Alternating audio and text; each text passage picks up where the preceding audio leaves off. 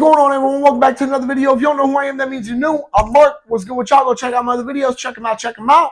But first, stay on this one. I think this is going to be, a decently important video to talk about. Whether you're new to guns, whether you're not, it doesn't really matter. No more bickering. No more bullshitting. Let's get right into it. Y'all saw the Y'all saw the thumbnail. Y'all read the title of the video. Let's get into it. My opinions on weapon-mounted lights. Now, actually, this is take 2 of the video. First take, my microphone died. But I said, you know what? Y'all deserve better. Y'all do. All right. So some people may be wondering, I don't know why they're wondering this, but what is a weapon mounted light? It's a light that you mount onto a weapon. The name is pretty self-explanatory itself, So let's get into it. I'm going to run it through all 4 self-defense situations, of course. I'm going to give my final opinion afterwards. Now, I do realize that most times when I'm talking about the 4 self-defense situations, I'm referring to, the caliber being used or the firearm being used. However, in this case, we're going to be talking about the effectiveness or usefulness of having a weapon-mounted light. Let's get into it. Home defense, right out the bat, A+, 10 out of 10. We already know that's going to be the case. All right. Why? Because if you are in your home and you're worried there's a threat in your home, out of all places, you need to be the most sure that it is a threat that is in your home and not just a family member or someone else who lives with you or anything along those lines, or even your fucking dog. You know what I mean? So, and there's been several situations where people, who did not have lights mounted onto their gun and they fired, and it was their family members. It was somebody who they did not want to shoot. It was not a threat. And it's very important. It's something that not a lot of people take into account. All right. Not a lot of people, want to sit here and say, oh yeah, well, what if it's someone else in my family that I don't want to shoot? They're in the moment, they're scared. I get it. In one particular situation, I can't remember the names of the people, that this happened with, but I can say that a man came in one day, into his home late at night, and essentially, his wife thought he was an intruder. I believe she fired a couple rounds into the ceiling, which was fucking stupid. And then I believe she also fired a couple rounds at him. She is now in prison. If I'm not mistaken, she got like 20-something years. Why is that? You may be wondering. Well, one, the person in her home was not a threat to her. So she was just firing rounds off that could have hit somebody who, one, not only was not a threat to her, but what was somebody who she apparently, I would only assume, if she's dating or married to, the guy loves. You know what I mean? So situations like that, it makes you think, okay, I really need to know, if there is a threat or what my threat is and the level of threat that I'm dealing with even, and I'd like to give a perfect example of why I'm, going over videos like this and why it's important for people to understand the seriousness of a weapon-mounted light. However, I won't be able to right now. I want to, I'll discuss it after everything's done. A lot's going on behind the scenes. So let's continue on. Home defense, it gets a straight 10 out of 10. All right. There's no way around it. There's no, back and forthing it. That's really it. Home defense gets straight 10 out of 10. I can't think of a better situation when you need to know what the threat is. Now let's move on to concealed carrying. On top of the fact that you have to get a special type of holster for the gun and the light that you want to carry on your gun. So on top of that, which is already going to be extra, it's going to cost you extra money, things along the lines like that. A majority of situations you're going to find yourself in where you're defending yourself outside of your home, you're probably not going to need a weapon-mounted light. Now, excuse me, that's not to say that a weapon-mounted light in a situation like that cannot be useful. However, it is to say simply that you might not need to use it. So, sure, there are probably going to be some situations where it's dark out, you have to defend your life. No one's saying that. I guess some of y'all probably work overnights. You know what I mean? I get it. Being able to see what the threat is, it's very important. No one's debating that whatsoever. However, what I'm simply saying is a simple matter of fact that, one, if you damn near are never going out at nighttime, you're never going to a place to where it's fucking dark, you're not doing anything that would require a light for you to see standardly, you probably don't need it. You probably don't. Now, it's not to say you can't carry it, because you can. You 100% can. It's all on you. It's up to you. However, are you going to need it in that situation? Probably not. Probably not. Now, is that to say it's not useful? Yes, it can be very useful. I'm going to keep saying that throughout this video. All right, because while I am saying that there are some cons to having a weapon mounted light, the pros do outweigh the cons more. All right, just the one pro, the fact that being able to know if there's a threat or what your threat is, it completely outweighs all the cons that can exist. All that pro itself. My apologies if I said that con at first. That pro of being able to see what the threat is, see if there is a threat, outweighs the cons completely. All right, so let's get that out the way. Sorry, I keep checking my microphone, guys. Just last time I did this video, the shit died on me, so I have to be sure. But in a situation like that, they can be useful. Now, something that not a lot of people like to think about, and this is something I do think about, because I don't know about y'all, I conceal carry every day, everywhere I go. I can't think of a time other than when I'm sleeping that I don't have a gun on my person. I can't. And even then, I have a gun very close to me to be able to access in case someone breaks into my home. You know what I mean? So my whole point is that for carrying, all right, weight matters. It really makes a difference. Now, this light itself, we'll take my light, for example. It's not very heavy by any standards. Probably, I don't know, 4, 5, 6 ounces. Maybe even more, maybe even 8. I might be mistaken. However, what I can say is that it does add weight. It's not like unnoticed. You know what I mean? And we'll take a perfect example. If you guys remember, not too long ago, but a little while ago, I had to make a video talking about what happened with my Taurus G2C's recoil spring and how that shit basically just fucking fell all apart. Now I had to order a new one from Lakeline, right? So in the meantime, I wasn't going to not carry a gun. That just wasn't an option for me. So what did I do? I started carrying my Glock 23. This is obviously a bigger gun. This is a bigger gun than my Taurus G2C. It weighs more, all right? It's noticeably a larger gun, all right, in weight and size. So with that being the case, it definitely, there was a difference when it came to carrying it versus carrying my G2C. I felt more comfortable carrying my G2C because it's lighter.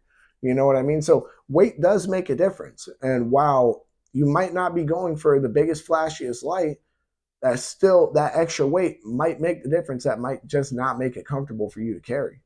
And that's a cold, hard truth. Some people may not like it. Now, another cold, hard truth, and once again, guys, I'm not sitting here shitting on weapon-mounted lights by any standard. If I was, I would not own one. Something else that a lot of people who carry with weapon-mounted lights, they're used to is when they draw and get the light on. Now, I understand it doesn't take, a long time to turn on or turn off the weapon-mounted light. However, when you are drawing, if you need to shoot, you need to shoot. That's just the truth of the matter here. And a lot of people were, they're thinking in their head, oh yeah, well, I'll just make sure not to turn the light on when if I am in a situation where time is, that much more important. But the problem really is with that is it's not really your choice at that point. A lot of people they develop what's called muscle memory. After practicing so much doing something, it becomes your standard. It becomes something that's ingrained into your brain. You already naturally do it, whether you choose to or not. All right. And having to wait that extra second of drawing and then getting the light on, then shooting, that can be deadly. Think about it. Versus, you see what I mean? Big difference. Big difference in how much quicker I was able to get that trigger pulled and get it done with. You see what I mean? Big, big, big difference there. Now, some people, they might be like, oh, that's really not a big difference. In a self-defense situation, the tiniest bit of time is a big difference. I think we can all agree there. So that wraps it up for concealed carry. I don't want to, badger too much on that one. For home defense, weapon-mounted lights got a 10 out of 10. For concealed carry, I give it a solid 7.5 out of 10. All right. So 7.5. Some of y'all might be like, oh, that's not average. You know, it's pretty good. You know, I go by the American school grading system, guys. That is a C. That is a 75%. It's passing in my home, at least. So let's move on to shit hits the fan. Now, you're going to notice with shit hits the fan and animal defense that there's something that it's a common theme there. All right, you'll see it. So we'll start with shit hits the fan.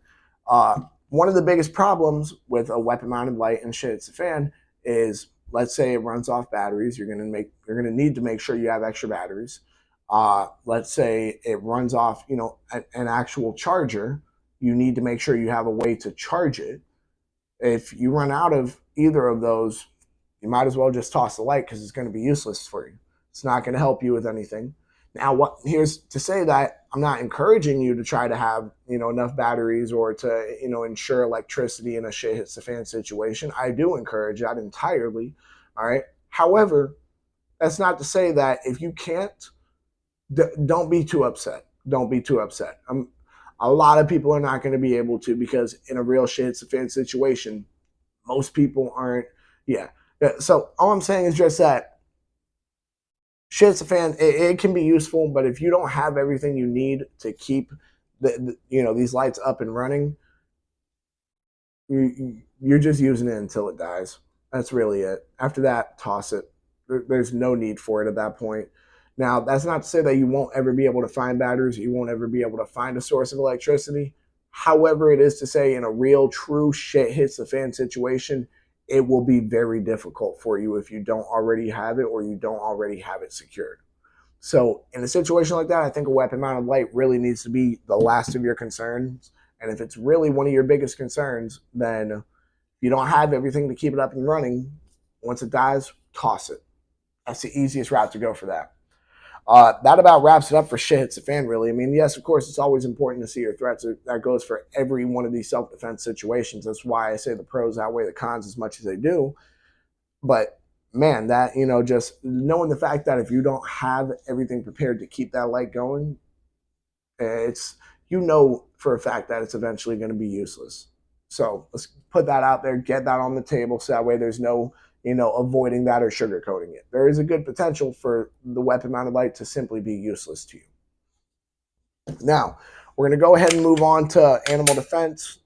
Hopefully, for the next videos, I remember to call it animal defense as well. Haven't sat here and decided what to call it exactly, but regardless, animal defense, let's get right into it. Weapon-mounted light, I don't know if you guys have ever actually been out in the woods or, you know, in the forest or really whatever you want to call it, any form of wilderness when you can't see. But my fuck, is it not fun? And I'm just saying that.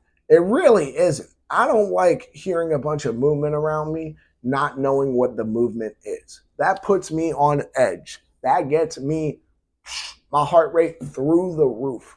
All right. If I'm hearing a bunch of movement, I don't know what it is. I can't identify it. And it's literally all around me closing in. Oh, bro, no, you're tripping. That's scary as shit. You got me fucked up. You know what I mean? Being able to see the threat is going to be a big, big, big deal when defending yourself against an animal. Because one, I'd like to know where the animal that's posing a threat to my life is so I can shoot it. You know what I mean? But two, it might stun and disorient the animal. There is that possibility. Now, there also is that possibility realistically with people. You know what I mean? However, it's not something that you should rely on. Like, for example, I'm not sitting here thinking in my head, look, look, if somebody breaks into my home, right, I'm not sitting here thinking in my head, oh, yeah, I'm going to turn this light on him. He's going to freeze and stay like that because I told him to. Just because I got the light on him, I can see him now. That ain't gonna happen, bro. I get it, you know. I mean, if someone breaks into your home, the threat isn't thinking the victim is gonna have a light, and then on top of that, the threat's also not gonna be thinking that the light is attached to a gun that the victim has, because the victim's not actually a victim. He's gonna fucking stand on business and defend his home. I get that, all right. However, I'm not gonna rely on just the light. I'm not going to. And that doesn't change for animals because I'm not going to rely on it for people. That doesn't change for wild animals. Wild animals are something that we have much less control over. All right, that's the truth. Now, with that being said, I don't know about you guys. I do know for a fact, though, all right, I do know that putting a light in an animal's face has caused mainly one of two reactions. Now, there are, of course, exceptions to the rule, but one of two reactions. One, them being startled. All right. Now, this is where that one actually breaks down into the two, right? Some people look at startled, they're like, oh shit, a little scared, right? A little scared can turn into a lot of things. A little scared can turn into it being so scared it leaves, is not no longer a threat to you, or it can get so scared that it now thinks you're a threat to it when it was trying to be a threat to you. So it's going to attack you. So let's just get that out of the way. It's something that you guys need to, have ingrained in your heads when you're sitting here discussing, using a weapon mounted light when trying to defend yourself against an animal. I mean, of course, it's always going to be good to know where your threat is. It's always going to be good to know what the threat is, if there is a threat. There's no way around that. That's a given.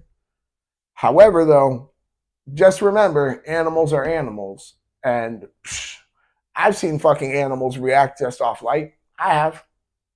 I don't think it's ever been good, too, either, that I can remember. But it has happened. So, with that being said, that about wraps it up for, animal defense. I was about to say, I almost said shit, it's a fan. Shit's a fan, animal defense. I give them both 5 out of 10. Those both got the 50%. So when you average it out, it's a little less than a C on the American grading scale. Best way to grade shit, I swear to God. But with that being said, that wraps it up for this video. Y'all make sure to like, comment, subscribe, share, hit that bell. When you hit that bell, hit all. And because you agree with me, weapon-mounted lights are dope. They are extremely useful. They can be useful in a bunch of situations, just not all. But it's not to say I'm not encouraging you to own one or have one on you. All right, definitely own one. If you want to have one on you, have one on you.